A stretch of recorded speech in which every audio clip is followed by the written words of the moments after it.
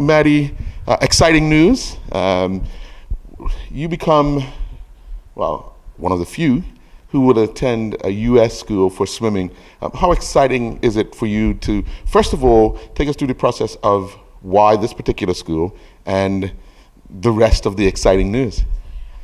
So basically I didn't realize actually that I started the recruiting process a bit late into the signing period, because the British system is a lot different, and I didn't really get that. So when I contacted a recruiter to help me, because I wasn't really sure how to crack the US system, so he told me that I only had a few weeks to find a school to sign with them. So I mean, the pressure was already there to find a school, but I was actually quite happily surprised when, after he sent out my times and all my information, I got quite a few offers from different places in the US, and so there was stuff, offers, quite a few from Florida, a lot in the Midwest, a couple in Colorado, but after kind of looking into each school, I found that the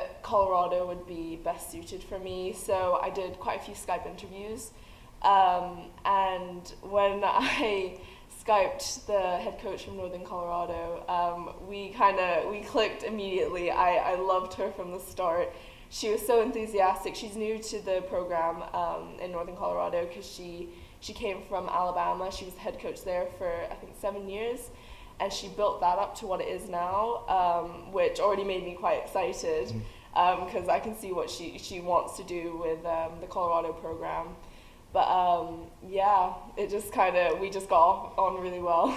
Obviously, looking at the campus online, looking at the facilities and so forth, what is the difference between where you're at now, Plymouth Leander, to what you're going to be encountering in Colorado? Well, one of the other things that I found with why she was so excited, so the director of sport at Northern Colorado, they don't tend to put a lot of money into the swim aspect of all the sports. It's mainly football, basketball, but he really wanted to build up the swim program, and they put a lot of money into renovating the gym and the pool and getting new equipment, and yeah, she got me really excited with that. And I don't know, the difference with where I am now is, and where I want to go, they're a lot more specific to what you want to do, whereas in Plymouth now they don't generalize. They do have sprint and mid-distance, but I feel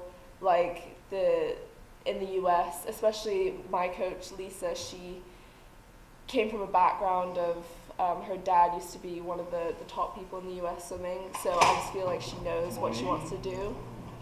So yeah. Now, obviously, it's a little different because in the U.S. you do yards as opposed to meters. Adjusting to that, how difficult do you think it's going to be for you? I mean, I've trained yards before because I was training in Minnesota for a little while, but I feel like as long as I get the yardage in, still the same amount, the ratio to meters to yards, it should be fine. It's just with yards, you have to be a lot more technical with the starts, turns, finishes. It's a lot more speedy than it would be long course meters, but then you can transfer that into long course where you'll have great starts, great turns, great finishes, so it really does transfer. Now, you recently concluded in the British Nationals. How does that kind of put you in a space that you can compete in the U.S.? Because when I say the British Nationals, these are the best around the British in your age group, and then you get to see the elite as well. So how does this set you up to go over to the U.S. and swim on a regular basis? So I'm not really sure, to be honest. I know there are a lot of fast girls. It's a bigger pool of fast swimmers in the U.S., but hopefully I will be able to pull my weight on the team. But yeah. Now, you do a lot of individual, like the 50 and the freestyle, but you're also part of a team over in Plymouth, and obviously the coach is going to want you to do the discipline in which you exploit at the most. But when you go to a new place, how do you feel you get along with people? You know, obviously you're all swimmers, so you get along somewhat. But are you open to new friends and new surroundings? And how do you think you're going to survive in that? I'm really excited because because I have lived in Minnesota and I used to live in the UK before. I lived in Plymouth and we've moved around quite a lot, so I find it quite easy to make new friends. It's just something that you just have to do once you move around quite a lot. But no, I'm really excited to make new friends. Yeah. Now, obviously, on the horizon is Commonwealth Games. You've been pushing for a spot in that. Does this kind of put that on hold for a little while, or how do we set up for that? I was really close to getting the Commonwealth time. I was .04 off, so 4/100ths. But I ended up getting an infection, getting pretty ill. Mm-hmm. So it kind of put it on hold for a little bit. So I mean, it's not. I would love to go to Commonwealth Games, but I mean, I have to think about like my health. I have to get that back on track. Once that is, then I can keep striving for 2020.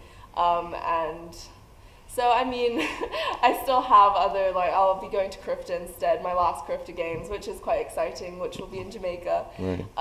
So I'm really excited just to see what I can do. Now, there's a meet around the Caribbean coming up in a few weeks in Florida. Any chance of you making that? I was going to go, but going with school, I'll have mocks for my A-levels when I get back, and it kind of didn't really fit in with that, unfortunately. But I will be going to a meet at the end of January in Luxembourg with the school. So, yeah. Now, how have you been managing schoolwork and training for swimming? Because it could become challenging at times, can it? Yeah, it really can. When I started A-levels, I played it down. I was like, oh yeah, I'm only doing 3 subjects, like easy. No, not easy. But it's hard, but you kind of just have to, after you finish training, kind of just sit at your desk, make yourself do it, or else if you lie in your bed, it's just over and you'll fall asleep. Yeah. So it's kind of, you just have to force yourself to do it. There's no other way around it. Now, coming up through some of the ranks in Bermuda swimming, how has that kind of set you up for this stage of your life? Because it's a process that you've been through, and you've taken the pools in Bermuda by storm. But how does that like put you in the position where you're going to be at in a matter of months? It's kind of, you just have to do your best, really. It's not. I mean, of course, it's human nature. You're going to compare yourself to people, but you kind of have to steer clear of that because I mean, you're only going to do the best you can. But no. Comparing yourself to other people, it does drive you. It does make you want to be better. But yeah, you can only do what you can do. Try your best. Now you've had a lot of support, mom, dad, Bermuda coaches around. But that support, how important is it, and how important has it been for you? It's been crucial. I do want to say thank you to all the people that have helped me get to where I am now. But without them, I would not be here right now. So no, it is crucial to have that support team behind you. When you're looking at the University of Colorado, Northern Colorado, yeah. What appeals to you, not just the pool side, but what appeals to you on a personal side? Well, definitely finding a school, because I did get offers from really good schools, but they didn't have the course I wanted. So definitely having the course I wanted was a must. And then so when I talked to the coaches, they would ask me what I was looking for from university, and what I was looking for was good team spirit. I want a team that knows how to push each other, encourage each other, and yeah, just having that. It fits in school and swimming. It doesn't just have swimming up here, school down here. It needs to be a good balance. So Northern Colorado has great, so physical like therapy, but they also have like tutors and stuff that they'll come in and they will help you if you need help in a class. So yeah, definitely those things. All right. Well, I want to say good luck. Thank you. Congratulations. Big job in front of you. Thank you. Have fun at it, though, okay? Yeah. All right. Audio Jungle.